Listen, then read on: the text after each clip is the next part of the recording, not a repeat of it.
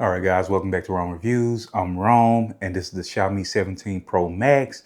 And I've had it for a little while now, and I have such a love-hate relationship with this phone because it's so much I love about it, and it's just a couple of things that I don't like about it.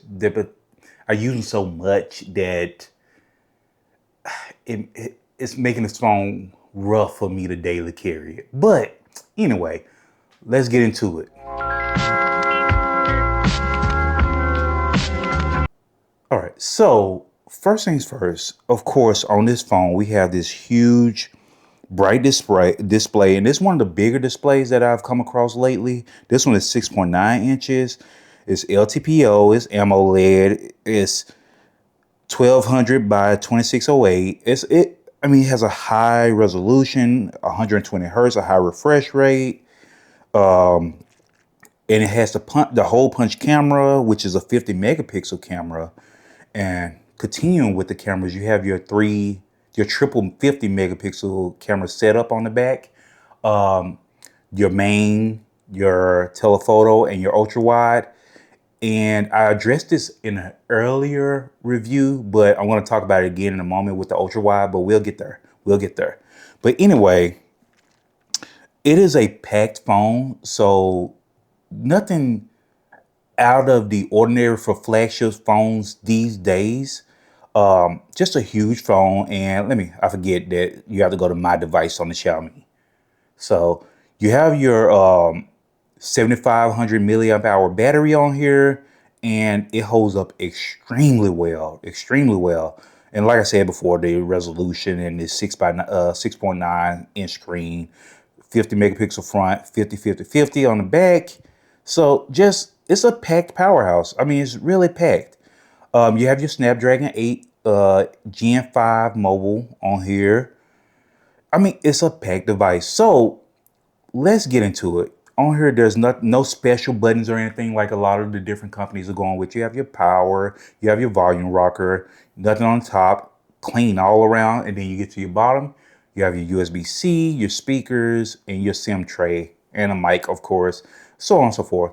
But I mean, this is one of the cleaner phones around because you have stuff on top of the phones on other phones and just all over the place, buttons everywhere, so on and so forth.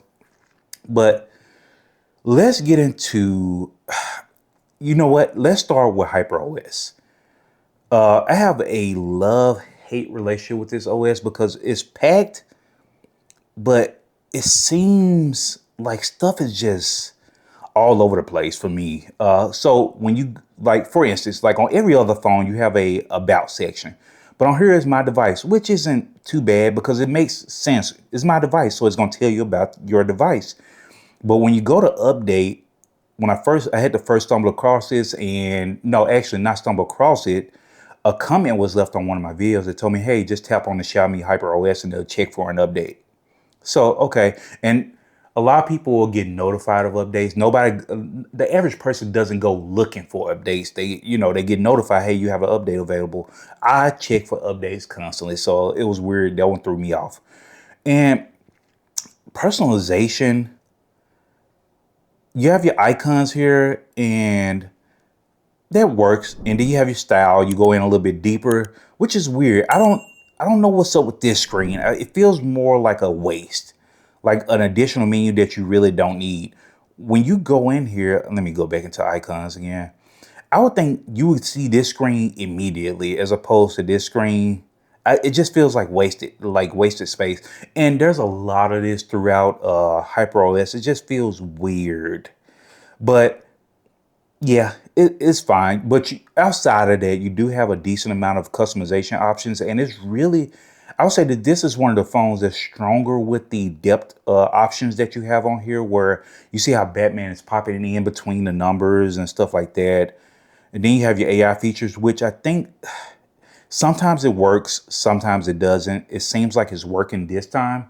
When I clicked on it, normally I get an error or it says it failed, unable to connect. Just hit or miss. But you have a few things here. Let's see, you got your original, and then I don't know what this will do. Let's see, plush toy. Let's see what happens. You're in line, stay tuned. So we'll let that finish in the background, and we'll come back to it whenever it pops up.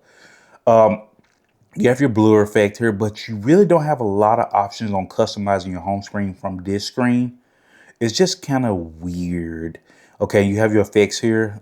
Well, I mean, they are there, but they're kind of limited. I don't really use them a lot. Uh, what you'll get into is if you click on your number, you can change those and have those lay out however you want to. Not however, but within the confines of what's available here.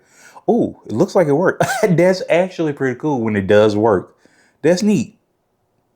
Okay. So yeah, I hate I clicked on it again. So it's working right now, but I get an error effect. So it's kind of inconsistent, but I mean, it's cool when it does work. Not mad at it.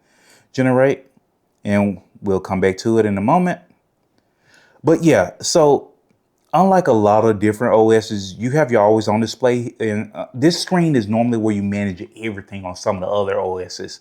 You have your always on display, you have your lock screen, then you have your home screen, and you can kind of customize from there. But in here, let me see, I actually might keep that.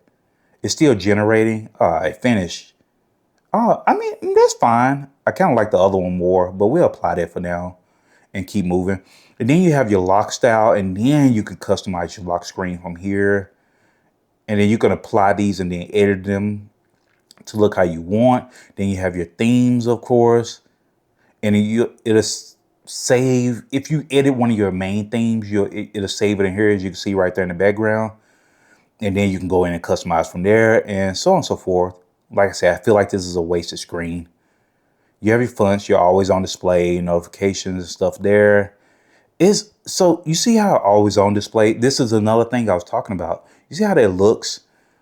So it's kind of weird. See, that's not how it actually looks. That's your always on display, and then you unlock it and it looks like that, and then you go back into the screen. So it's just weird how things look in here. It's just kind of inconsistent throughout the OS. But anyway, done beating that horse.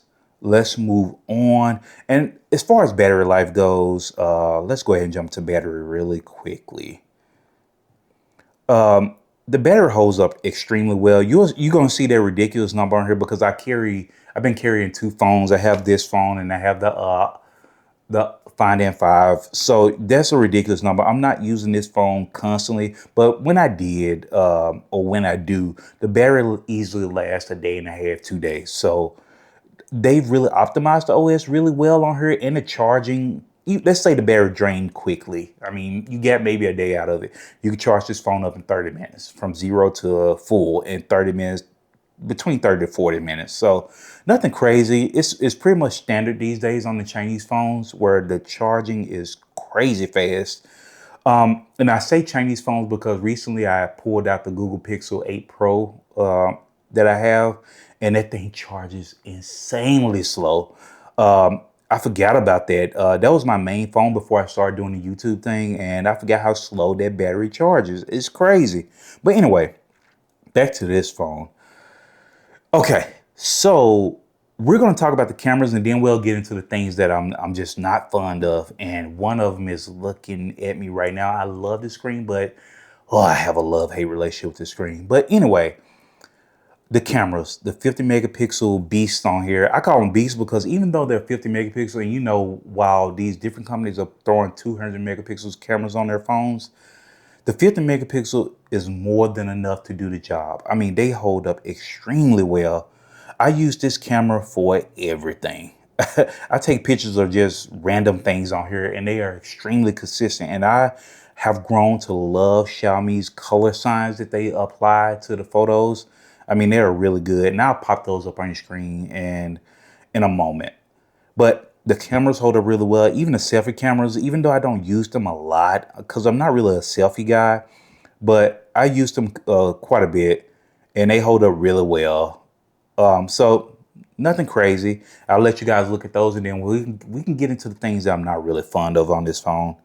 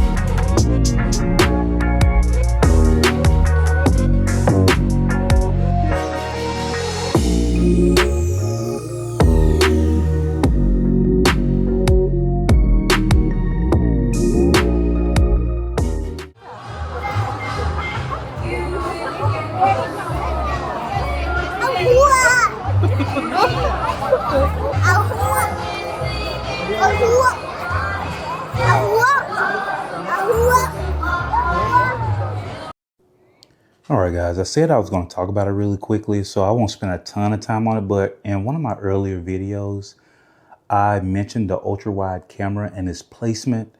It is right below the camera module, so you have to be careful what case you get for this phone because it will show up in your ultra wide photos on the very left side of that photo, depending on how you're holding the phone. But it will show up slightly in the edge, blocking out some of the ultra wide photos. So just be very careful. The case that came with this phone has a little dip in the frame around the camera module, and it's specifically for that ultra wide. They considered that when they were making this case. So you have to make sure whatever manufacturer you go with for your case, make sure they have that little dip in the frame if you care about ultra wide photos, because it will show up in your photos. So be aware of that. All right, so keeping things moving, I got to talk about this screen. And I think my mixed emotions on this screen, while I love it, I hate it, it's so pretty. It's such a nice looking screen. You can use your selfie camera, and really that's it. You can apply different wallpapers on the back screen. And I think they added a feature where you can screenshot the back screen. I don't I don't necessarily know how to. I think it's three fingers. Yeah, there it is. Screenshot captured. Let's see how that looks. Let's go into screenshots. So look at that. It even puts the nice like it makes it look like the back of the phone, which is really cool. I actually like that. So good stuff. Really appreciate that. So nice touch, but outside of that, the use for the back screen is extremely limited. And here's one of my least favorite uses for the back screen. Let me get a text over to that phone and I'll show you exactly what I mean. Send that. So that's cool. It shows you that you have a notification. But let's say you're not paying attention to your phone. And I mean, well, out of all the scenarios, your phone has to be laying face down and so on and so forth. But let's say you're not paying attention to that notification. So let's go in, and it's not a persistent notification on here. It just shows you, and then you have to happen to be looking at your phone to feel it vibrate. And your phone has to be face down and so on and so forth. So you can't check it from that back screen, which is really weird to me. But you can see the notification is there on your lock screen. But another HyperOS thing, I don't know if this is because it's Chinese or what, but another HyperOS thing is it's inconsistent. So if I go to rear display and I go to notifications, I believe, you see always on display, rear display. Oh, no. Hold on. Notification. I clicked on always on display. I'm not bad about that. Rear display notifications. Turn on to get lock screen notifications on the rear display while the device is locked. So it's supposed to mirror your lock screen for notifications, and it does not do that. I showed you, the notification was there, but when I went to swipe down, it was still on the lock screen, but it's not showing here. It never populated that menu. So this is one of the things where you have this big, beautiful screen, and you cannot take full advantage of it if you're outside of China. Now, they have a lot more stuff you can take advantage of on this back screen if you're in China. For one, you may notice this gaming case I wasted my money on. You cannot use this outside of China unless you have a China passport, and you can use that to set up an account that you need to use these licenses that they had to acquire in order for you to play all these mobile games on this case in order to use that screen. So it's such a waste. I hate I wasted their money on it. I was so excited when I got in. Then I went through the process, and yeah, couldn't take advantage of it. But yeah, that's one of the things. That's why I have such a love-hate relationship with this phone. I can't take full advantage of that big, pretty screen on the back, and it's so nice looking. But the other thing is Android Auto. A lot of people won't care about this, but I do, because I do use Android Auto. So this prevents this phone from being the only phone that I can carry in my pocket. When I'm riding in the car, I cannot use Android Auto, and that is That's such a deal breaker for me because sometimes I don't want to carry multiple phones. I do sometimes when I'm in the process of reviewing or comparing phones, but not all the time. Sometimes I have to pick up and run out of the house, and it sucks that I can't carry this phone by itself. That sucks because it's such a good phone. I mean, outside of the little discrepancies between the OS itself, the notifications work pretty well for the main apps that I use, so no issues there. It just sucks. That's why I have such a love-hate relationship with this phone. This is a no-brainer for people that are in the countries where they use the apps that this phone supports. But if you're in the US or anything like that, uh, as much as you try to customize this phone to take full and much advantage of the software and features and everything that's available on the phone, is really hard. You're just never going to get full use out of this phone, and they are not releasing a global version as this video is being recorded and posted on YouTube. There is no word of this particular model being released globally. They're doing the Xiaomi 17 Ultra globally, but not this one, which sucks. Because I know the Ultra is going to be amazing for camera use, but I really prefer this one with this big screen on the back to be a global version. But alas, we're not getting that. So it's hard to recommend this phone for anybody outside of China unless you're okay with those shortcomings that I mentioned before. The camera is great. The battery is amazing. You get your texts and your things like that, but it sucks that so many features are just inaccessible outside of China. But anyway, this has been my long-term review of this phone. Love it and hate it. Because it sucks. But anyway, I really appreciate you guys tuning in to this video. Feel free to like and subscribe, and it supports the channel, goes a long way. But anyway, I'll catch you guys in the next one. All right, later.